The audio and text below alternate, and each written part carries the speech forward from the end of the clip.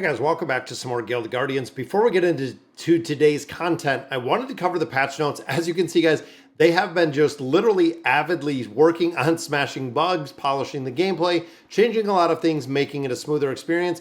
This is a work in progress. Now, we've said this before. We had a lot of beta tests, and now that it's live, now that we're getting a lot of feedback from players, you can see HP bars now provide a visually more impactful display, which is awesome when they take damage. Clickable promo banners. This was kind of crazy. And again, a lot of circled back to the Haven, different things. We also seen combat ratings. Some of the data has changed right there. And then, of course, changing up some of the bugs. And there has been a multitude of patches, and they keep kind of patching everything and fixing everything as we're going along with this game. Now, as you can see, we just hit level 40, and I want to give a big shout out to my guild. That is right, guys. We are in a guild. Right there is the name Adamantine. Is the name of the guild. So we're level 1 right now. It is a warrior guild. Actually had another player contact me over on YouTube, where we've been showing all of these videos. And as you can see, we've already gotten 1,000 in the guild coins. So right now, what you can do is this advanced donation. And I really urge you, when you look at the difference between 20 and 50, 200 to 500, guys, when you donate the advanced. I've been donating the advanced nonstop. The reason, because we're getting these guild coins, we're already up to 1,500, and donating that is going to allow you to actually exchange it for other items that are in here. And of course, it's going to build up the guild a little bit faster. Now, I am now the co-GM or whatever it may be, but very, very cool. I cannot wait to see exactly what they're going to do with the guild. We've been going through all the memberships, and you can see Movis is on here as well. I'm already at 40. We're going through, learning a lot of this game, really figuring out everything. And of course, we've been going through the application list. We actually bumped it up to a 30, that you have to be on level 30 or higher, because essentially we want some higher level players right around where we are. When you're looking at 30 plus, as we continue to progress within this game, if players are inactive, one, we're going to be removing them from the guild. Two, if they're not of a certain power level, we're not going to let them in the guild at all, because of course, this is a game of really good progression. When they start rolling out things like pets, when they start rolling out the whole guild functionality of crafting items, it is going to be a game changer when it comes to having heroes in here and being able to build those out. Now, of course, in today's video, we want to do a couple summons. We have 3,000 diamonds in here, and we are looking for Ocelot, this little cute guy right here. As you can see, a lot of really interesting abilities with this one. Randomly creates a clone of a couple different heroes. So depending on who you have in here, and I think it's going to be one of these to create a clone of a hero that you have. So again, this is going to be interesting on the summons. And you can see we do have 19 summons in here. Tybor, we're looking for more copies of. Thora, we've actually have a couple copies. And then Arena, we do not have any at this point. And I want to show you how I kind of changed out my team. I had a lot of questions when it came to the team and when it came to the build out of the team that I had. But there we go. We got one of our epic heroes in here. Go ahead and use some of our rubies. And then we got another Ashwin. So very cool. We got another Ashwin. I don't know at what point that I start actually just kind of retiring or recycling some of the copies of these heroes. But of course, we want to get some copies of Oxalis, which we'll get another couple diamonds in here. We'll be able to do some more summons.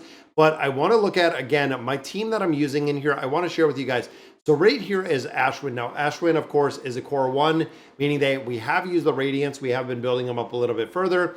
Now, ultimately, you can see the Radiance can go up higher in here with those Radiant Souls. Now, of course, you can see 50% was the increase we currently have. This can go to 85%. Then, of course, the Enlightened factor. Now, we're looking here. We're trying to get some more of these Redeemer Souls. This, of course, comes back when you sacrifice heroes, which I'm going to have to run through and see and honestly create a tier list in here to see exactly who we're going to be sacrificing. Now, I put Tybor in here. Now, of course, we've been building out the gear. You can see we're at all tier 2 gear. We're not at the point of getting tier 3 gear at this point, but it's a really slow progression for levels, really slow progression to build out some of this gear. Overall, making Tybor, it works incredibly well. And I love it because of the double crowd control that he offers. Again, seems pretty strong when you're going through the campaign progression because of the 2 forms of crowd control. Now, of course, when it comes to damage, when you start looking at Atticus, Atticus is a monster. Absolutely just crushing it when it comes to damage. Even in Lightning, again, we're still looking for some more of these souls.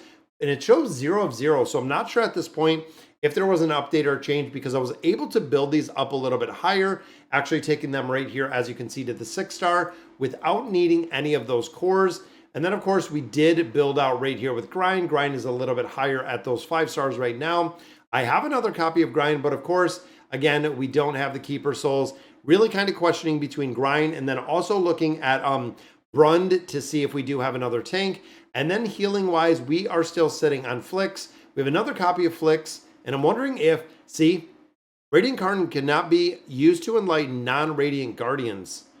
So I'm wondering if the Radiant Guard, so I can't use Radiant Guardians to enlighten non-Radiant Guardians since she is already Radiant. We can take her, and then of course one of the things right here on the Radiant Souls, we can enlighten her. Processing the Guardian will be consumed. I am okay with that. So Flicks goes from 3 to 4, but look at the increase, guys. Now, when you look at this hero itself, that is based on HP. That is right. When you look at all of Flicks' skills in here, they are based right here, 15% of Flicks' max HP, 18% of Flicks' max HP, even here, 3% of Flicks' max HP, which is the reason why we've been building this up. You can see we have HP, HP, HP.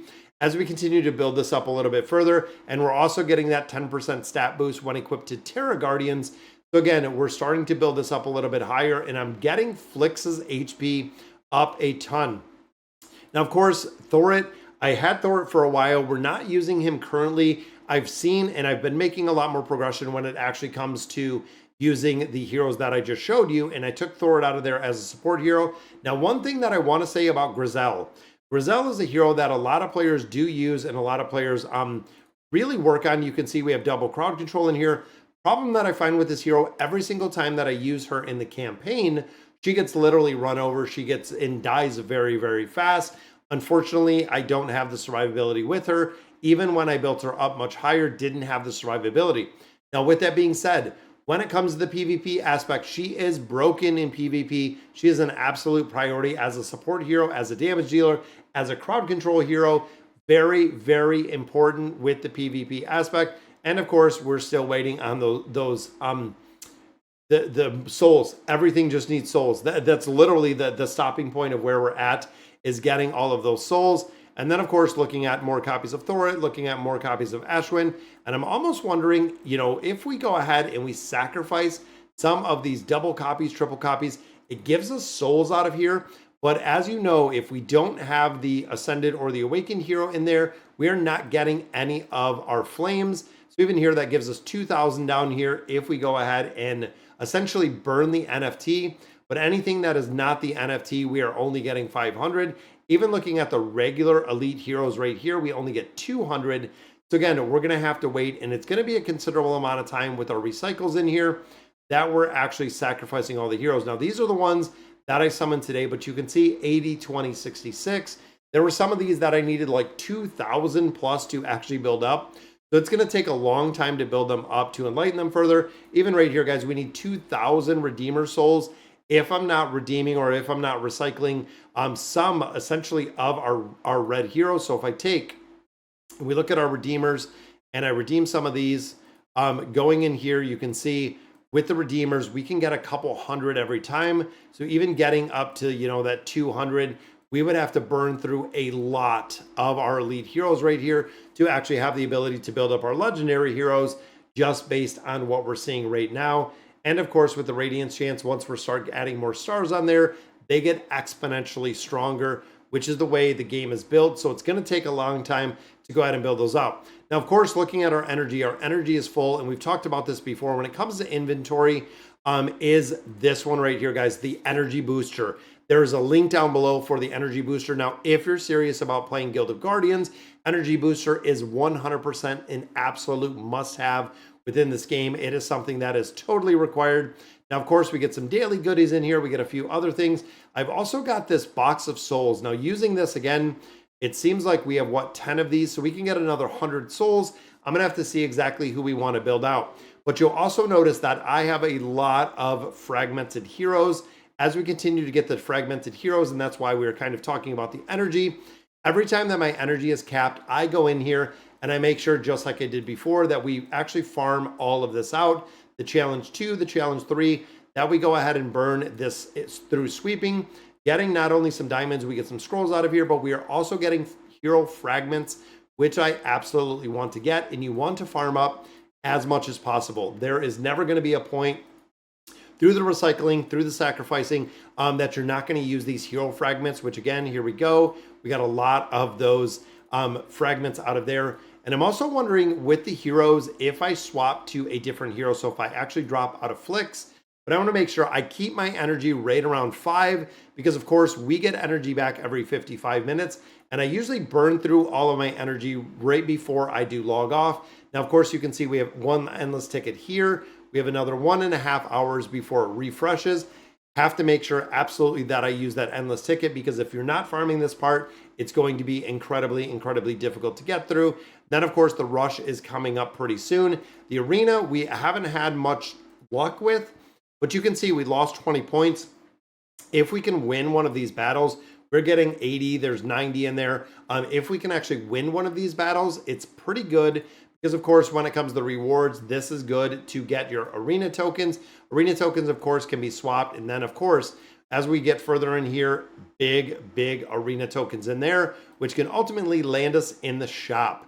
Now, when we start looking at the arena shop, you're pretty limited out of here. Honestly, you could get a legendary guardian out of here. You could get an epic guardian. Then, of course, you have the calling crystals if you're looking for a specific hero. Now, I wish this would actually show me which heroes were available in here.